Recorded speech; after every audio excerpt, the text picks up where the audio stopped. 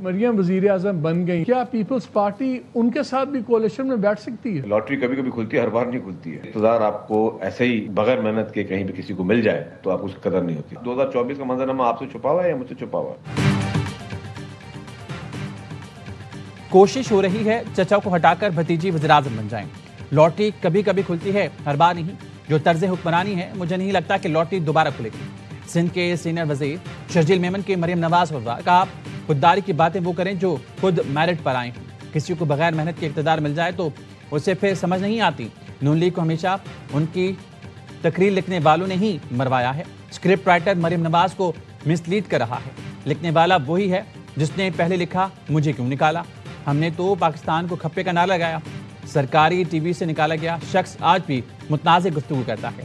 مریم نواز کہتی ہیں میں اس شخص کے ساتھ ہوں.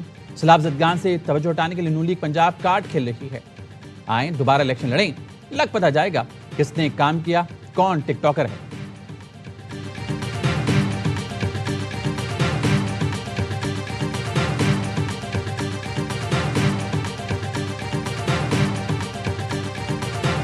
اس میں کوئی شک نہیں ہے مریم نواز وہ تیاری کر رہی ہیں اور اس ملک کی وزیر اعظم بنے گی اور میاں شہباز شریف صاحب خود وزارت عظمیٰ کا حلف دلائیں گے. کوئی شک نہیں مریم نواز تیاری کر رہی ہیں اور وزیر اعظم بنیں گی. نواز شریف فیصلہ کر لیں تو مریم نواز کے وزیر اعظم بننے میں کوئی رکاوٹ نہیں. شہباز شریف خود وزارت عظمیٰ ان کے قدموں میں رکھ دیں گے. لیگ رہنما رانا ثناء اللہ کا شرجیل میمن کو جواب، کہا نہیں معلوم صدر زرداری نے محسن نقوی کو کیوں بلایا. وہ صدر زرداری کے منہ بولے بیٹے ہیں، اکثر ایوان صدر میں موجود ہوتے ہیں. پہلے کہا تھا محسن نقوی کی مہربانی ہے ورنہ وہ وزیر اعظم بھی بن سکتے تھے. اب صورتحال تبدیل ہو گئی ہے. شہباز شریف کی کارکردگی کی وجہ سے کوئی ان تک نہیں پہنچ سکا. سیاسی گرما گرمی میں نواز شریف اور آصف زرداری کردار رکھ سکتے ہیں. مریم نواز عثمان بزدار نہیں، پنجاب کی وزیر اعلیٰ ہیں تو پنجاب کی ہی بات کریں گے.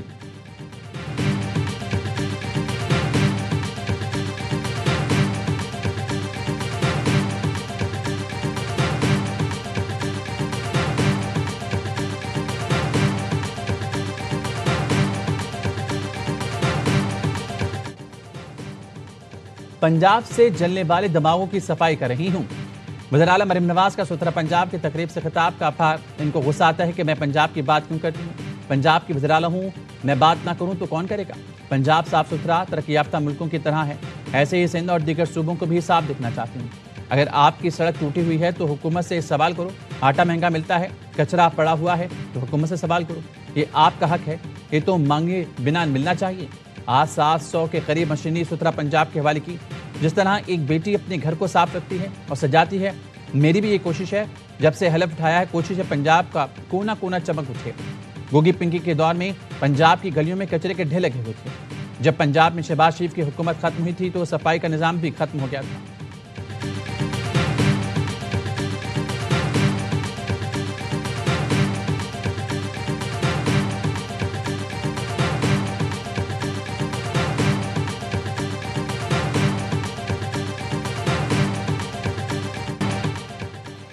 وزیر داخلہ محسن نقوی پیپلز پارٹی نون لیگ تناؤ کم کرنے کے لیے سرگرم. آج وزیر اعظم سے ملاقات کریں گے.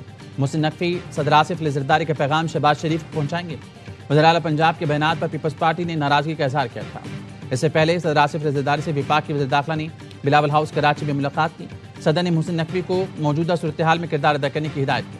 گورنر کے پی فیصل کریم کنڈی نے بتایا وزیر داخلہ محسن نقوی کو پیپلز پارٹی کے تحفظات سے آگاہ کیا گیا ہے.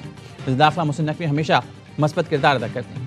صدر آصف علی زرداری جیسے ہی کراچی پہنچے تو وزیر داخلہ محسن نقوی کو مدعو کیا تھا.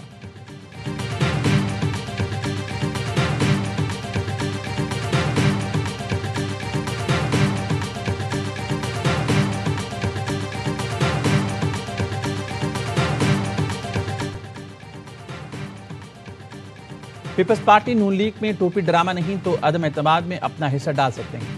پی ٹی آئی رہنما سلمان اکرم راجہ کا کہنا ہے اعتماد کا ووٹ تو دیا جا سکتا ہے لیکن پیپلز پارٹی کے ساتھ حکومت سازی کے لیے اتحاد ممکن نہیں. اسد کیسر نے عدم اعتماد کی تحریک کے لیے ووٹ دینے کی بات کی ہے. پارلیمان اور اس کی کمیٹیاں غیر مؤثر ہو چکی ہیں. پی ٹی آئی متحد ہے. صحت مند مکالمہ ہر پارٹی میں ہوتا ہے. ناصر عباس اور محمود اجگزئی نے ثابت کیا وہ ثابت قدم ہیں. یہ قابرین جمہوری سیاست کا ماضی رکھتے ہیں.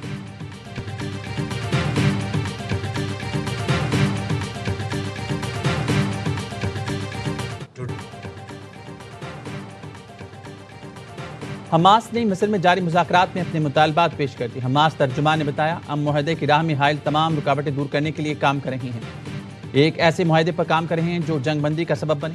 قابض فوج کے مکمل انخلاء اور امداد کی رسائی اولین ترجیح ہے۔ بے گھر افراد کی ان کے گھروں کو واپسی ہونی چاہیے۔ مطالبات میں فلسطینی ٹیکنوکریٹس کی زیر نگرانی تعمیر نو کے فوری آغاز کی ضمانت بھی شامل ہے۔ غزہ پر صہیونی جارحیت اور تباہ کاری کی جنگ کو فوری روکنا ہے۔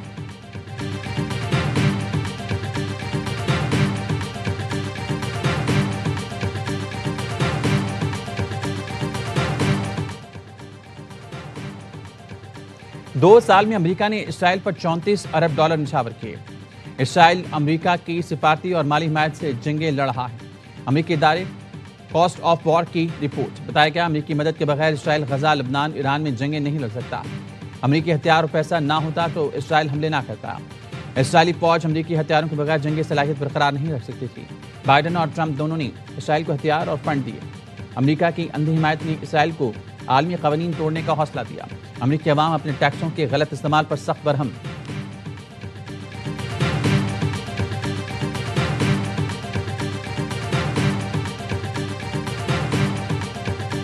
بین الاقوامی معاملات اور اس کی ڈپلومیسی کے جو تقاضے ہیں وہ ضرور پورے کرنے چاہیے، لیکن پاکستان کا موقف ایک ہی ہے کہ ریاست صرف فلسطین کی ہے۔ غزہ کی صورتحال اور حماس کی جدوجہد اس نے پوری دنیا میں منافقت کے پردے چاک کر دیے ہیں۔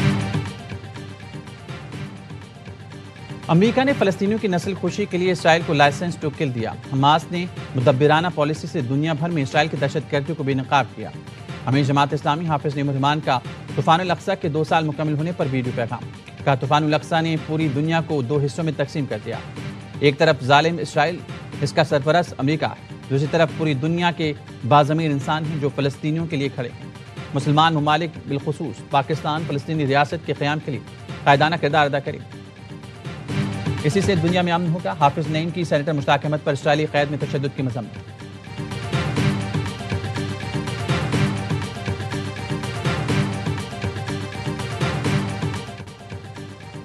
پیپلز پارٹی حکومت کی اتحادی ہے، غلام نہیں۔ نون لیگ اپنی لڑائی اپنے گھر میں لڑے، پیپلز پارٹی کو اس پہ آنے کا شوق نہیں۔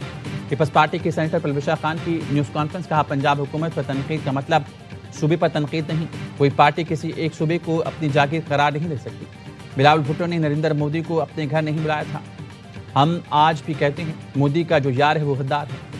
سی سی ڈی نے جتنے جعلی مقابلے کیے، جو افراد مارے گئے ان کا مقدمہ لڑیں گے۔ وقار مہدی نے کہا سیلاب زدگان کی مدد میں ناکام پنجاب حکومت گھبراہٹ اور بخلاہٹ کا شکار۔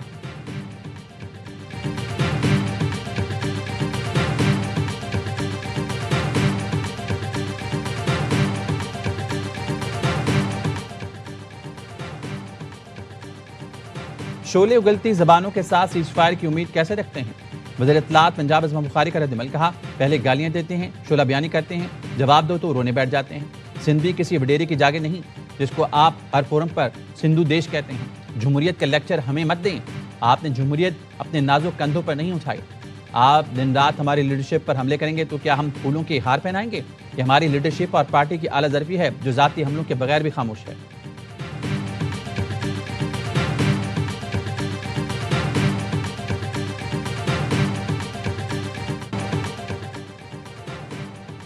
چھبیسویں آئینی ترمیم کے خلاف درخواستوں کی سماعت براہ راست نشر کرنے کی استدعا منظور۔ سپریم کورٹ کا 8 رکنی آئینی بینچ آج سماعت کرے گا۔ وکیل خیبر پختونخوا حکومت بیرسٹر صلاح الدین نے موقف اپنایا، ہر شہری کو عوامی اہمیت کے حامل معلومات تک رسائی ہونی چاہیے۔ 26ویں ترمیم کا ڈرافٹ بھی عوامی سطح پر شیئر نہیں کیا گیا تھا، نہ عوامی سطح پر بحث ہوئی، رات کی تاریکی میں ترمیم کی گئی۔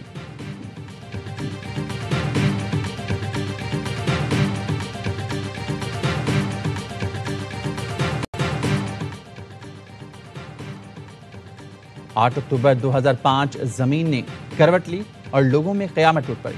پاکستان میں تباہ کن زلزلے کو 20 سال ہو گئے، 80,000 سے زائد لوگ لقمہ اجل بنے، لاکھوں لوگ بے گھر اور زخمی ہوئے۔ لواحقین تباہ کن زلزلے میں بچھڑنے والوں کو آج تک نہیں بھولے۔ خیبر پختونخوا اور آزاد جموں کشمیر سب سے زیادہ متاثر ہوئے۔ بالاکوٹ صفحہ ہستی سے مٹ گیا۔ بالاکوٹ اور راولاکوٹ سمیت کئی متاثر اضلاع میں تعمیر نو کے منصوبے 20 سال بعد بھی مکمل نہ ہو سکے۔